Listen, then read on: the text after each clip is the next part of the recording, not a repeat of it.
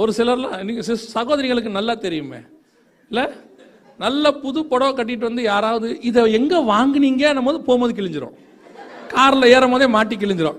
அந்த சிஸ்டர் போய் சொல்லுவாங்க வீட்டில், அங்கே ஒன்றும் சொல்ல மாட்டாங்க, போகும்போது ஹஸ்பண்ட்டை சொல்லுவாங்க, அந்த சிஸ்டர் கேட்கும் போதே நான் நினச்சேன் அது பார்வையே சரியில்லை. இப்போ என்ன பிரச்சனைனா போகும்போது யாரையும் கேட்க முடியாது. இப்போ ஏன்னா கேட்ட உடனே தோணும், மெசேஜில் அவர் சொன்னாரே, அப்படித்தான் கேட்குறேன். பல நேரங்களில் நம்மளை சுற்றி பொறாமைப்படுகிறவர்கள் இருக்கிறார்கள்.